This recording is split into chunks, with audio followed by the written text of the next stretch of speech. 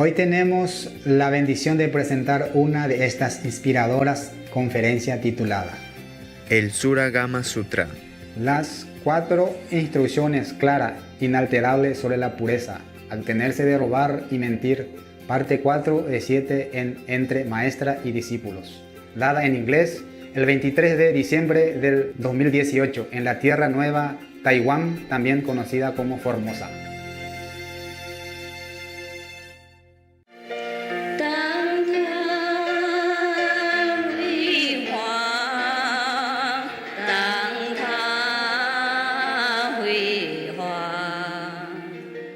We go back to the precepts, not going astray from the precepts. Okay.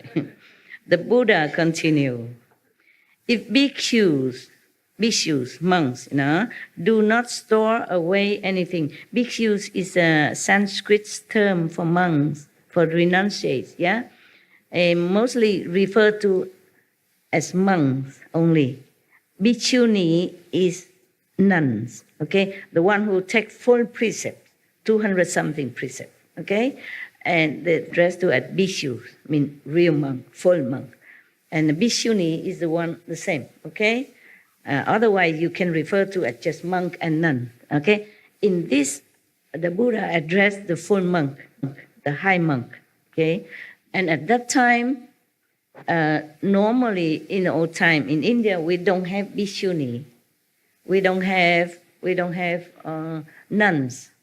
Nuns were not allowed in the monastery. It was before.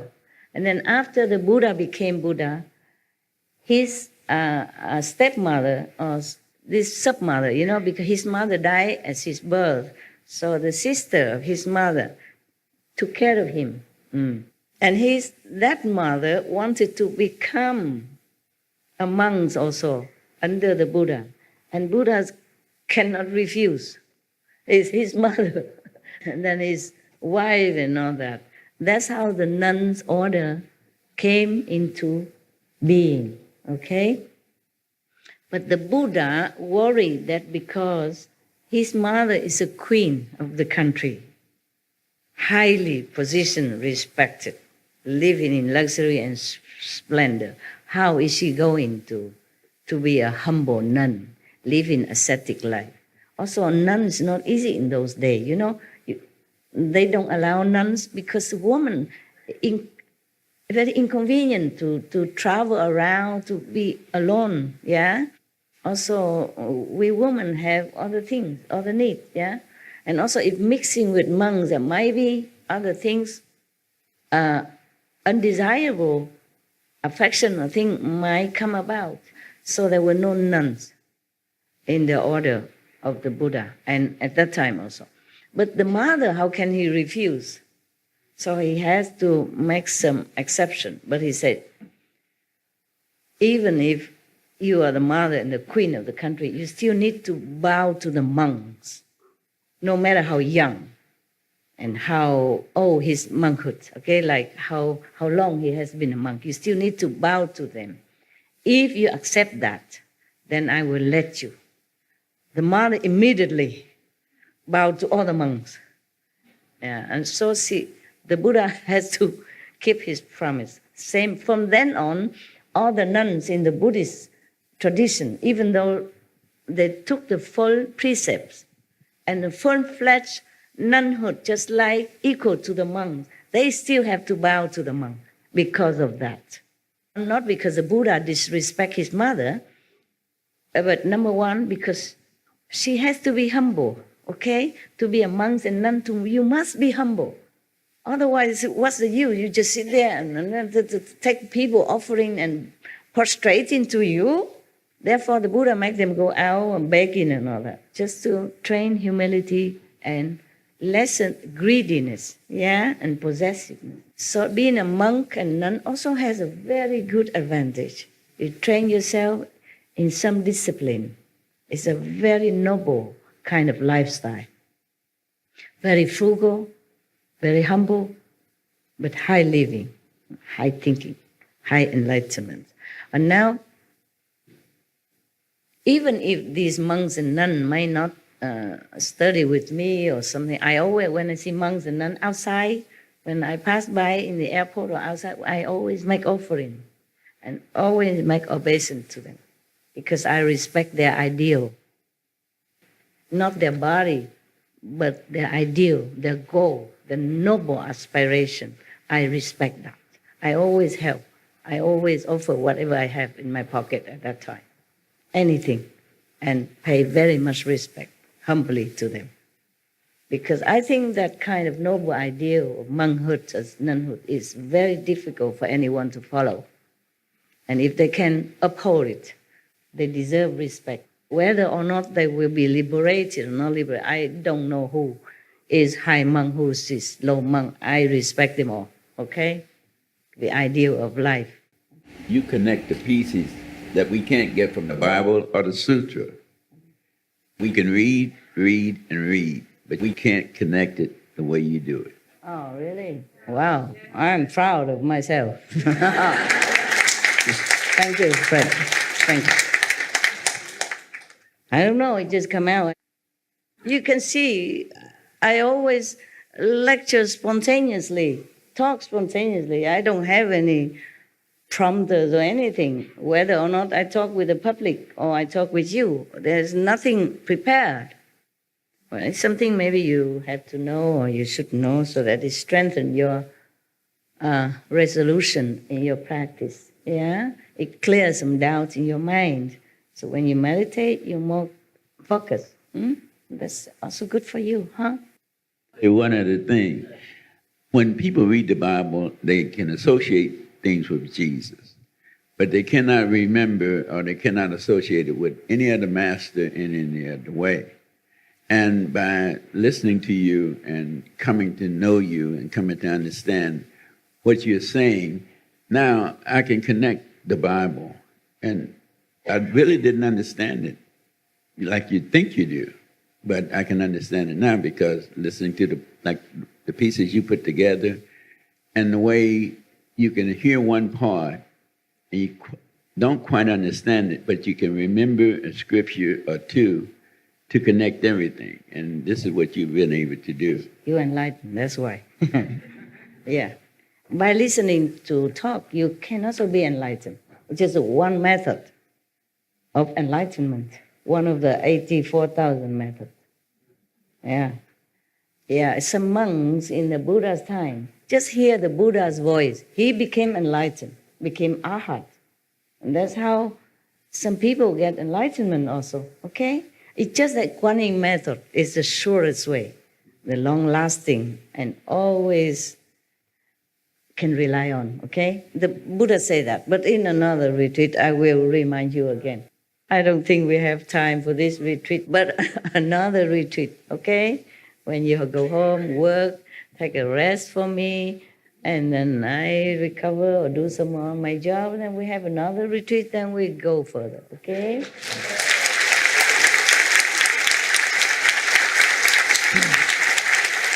If I'm still alive, yeah? All right. Okay, now. Yeah, because sometimes I'm thinking to myself, can I continue? That's what it is. But thanks to your support and your love and your enthusiastic energy, I survive every time I come out. Survive.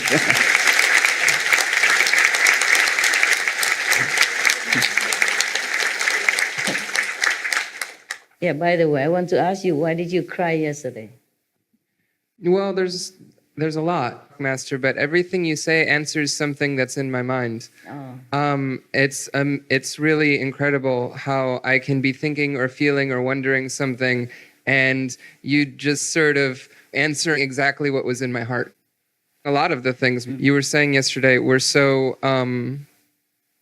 prescient, immediate to my feelings and my worries and my fears, and you offered me guidance at the exact moment that I was asking a question, and you offered me reassurance at the exact moment that I needed it. Okay. And I am so grateful. Thank you so much. I'm grateful too that you understood. I love you so much, Master. Thank you. Thank you. Thank you. I love you too. And your wife too. All right, my love. I'm glad it helped you. You're a good kid. Anyway, yes. You're very good. I'm proud of you. In case you worry, I'm proud of you. Okay? I think you're a very good kid. Yeah. Before you came here even. I saw you on TV. You're a good kid. Okay? So don't worry. You're fine. Okay, so now you know. The nuns in Buddha time begin from there, from the Buddha's time. Before that, they don't allow women to be nun. Because in India, to be a woman, you should never go out alone anyway. Okay? It's dangerous, yes. And you don't mix with men or outside of your family. But the order of renunciation at that time and before that, it's always men, you see? Men, because they're tougher. They can sit outside under the tree to meditate. They can go out for alms alone. They can endure more, supposed to endure more hardship than women, yeah? Woman is different body makeup, less convenient than a man to be an ascetic, okay? In the old time, monks supposed to be ascetic. Yeah, they sit anywhere, they live, they sleep on the ground, they have just a few belongings. Women cannot endure all that. The Buddha was also worried about that his mother, second mother, was a royalty, live in comfort and luxury, having servants, day and night. How is she going to bear this kind of life also? Not to talk about anything else. But she was determined. Yeah, she loved him that much, and she believed in him so much. So she determined. And then she has become a good nun. From then on, she became a chief of the nun. So anytime Buddha has some more nun, he will always handle it to her to take care. Yes, she was that enlightened. Yeah, but very humble because she knows, she understands the Buddha, she believes him, and she was enlightened. Very good, very good. But at that time, originally, the Buddha doesn't want any nun. Even after the mother begging him, he still don't want it. Because, a royalty and the mother, how is he going to mix in here? Where does she live? How can she endure all this? And is she going to be so snobbish and all the monks will be very afraid of her because she's a mother of the Buddha and the queen of the country? Who? These two titles scare any man. Not to talk about monks, yeah? And the Buddha worried that monks also very pure and simple. He worried they might feel oppressed, yeah? Uncomfortable around her. So he said, no. But thanks to whom, Ananda. He kneeled down and begged the Buddha, say, she is your mother. Yeah, you cannot differentiate that she's all sentient being. You preach that all equal. He preached back to the Buddha. He gave back to the Buddha whatever the Buddha said. Equality. All sentient being has Buddha nature. And then say, so I think you should also exercise compassion and mercy on your mother. And then the Buddha has to okay. So that's why in many Buddhist nunnery, they also revere Ananda photo, Ananda image, yeah, because he is the one who helped them to be able to follow this noble path. But it's maybe it's good for you to know something. Yes. So that you know why is this and why is that, no? If I just read this faster, but you don't know much more than the just the written word. There are history in here. There are background, okay? There are facts. And there are contributions of facts into this and that event, okay? At least you know I'm a real nun somehow, huh? I know something, right? About Buddhism. I don't know how I know all that. It's just too long ago. Somehow I just know and I read here and there, I guess, huh? Okay, so the Buddha continued. More strict now. If bhikkhus, At that time, no nun yet. So he just talked about monks. If monks do not store away anything but their robes and bowls, if they give what is left over from their food offerings to hungry living beings, if they put their palms together and make obeisance to the entire great assembly, humility, okay? Monks have to greet each other that way, respectfully, humbly. So, if when people scold them and they can treat it as praise, monk, people scold them, they have to think it's like a praise to them, meaning no feeling of rejection or displeasure, the feeling like they are helping them. Yeah, of course they're helping them to train their humility, no? I'll take away some of their karma. All right, so if they can sacrifice their very bodies and minds, giving their flesh, bones, and blood to living creatures, when needed, if needed, yes. And if they do not repeat the non-ultimate teachings of the first come ones as though they were their own explanations, meaning if they repeat the words of the Buddha, they should not claim it as if it's there, like they're so wise and so knowledgeable. But they probably have to credit like, first I have heard, that the Buddha said that, the Buddha said this, not like just talk like, like he knows everything, just as if he's the Buddha himself, possessing all this wisdom.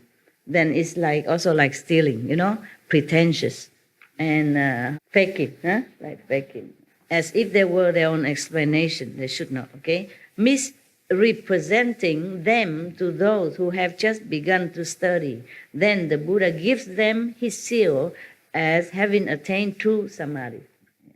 If any monks, who are so humble like that, and who are so frugal and ascetic like that, and also never claim whatever teaching from the Buddha as if their own, were misleading those people who just came, who doesn't know who's who doesn't know that these teachings are from the Buddha, misleading them, let them think that this is this monk's teaching. Then the Buddha will certify him as attains true samadhi, means attain true wisdom, stabilization in his enlightenment, station. What I have said here, what I have said here is the Buddha's teaching. Any explanation counter to it is the teaching of Papir. As usual, he said that. Whatever he teach right here, right now, at that time, was from the saint. Truly saintly teaching, holy teaching. Anything else that is opposed to it is wrong. Ananda, though living beings in the 6 paths, you remember 6 paths? Low heaven, human, asura, hell, animals, ghosts, hungry ghosts. Though living beings in the 6 paths of any mundane world, you hear that? Any mundane world. Meaning the Buddha say that there are more worlds than just ours. See that? Yeah. All the planets, not just ours. We have been heard in that from your Supreme Master Jinghai, right? Now is it certified here. In any mundane world, just meaning in any earth like this, similar. If any beings in the 6 paths of any mundane world may not kill, steal, or lust, either physically or mentally, these 3 aspects of their conduct, thus being perfect. And they keep these 3 mentioned precepts. Yet, if they tell lies, this is the 4 now, the 4 precepts now. Okay, if they kept the 3 mentioned above, perfect. Good. But still, if They tell lies. The samadhi they attain will not be pure. This is a fourth precept now. They will become demons of love, you mean this physical attachment, and views, and will lose the seat of the thirst come one, meaning they will lose their wisdom, their seat of enlightenment to become Buddha. They cut it off. Wow. That means you will never become Buddha. If you lie, okay? Even. If you keep the three precepts above, no lust, no killing, no stealing, but if you lie, you still cannot be a Buddha. Oh man, that's very strict. Keep it, guys, yeah? As much as you can, huh? So maybe you can become 50% Buddha, 60% Buddha, 80% Buddha. Huh? Or human at least, yeah? Not running around in the vicious cycle of birth and death in a lower realm. Okay, please keep the 5 precepts.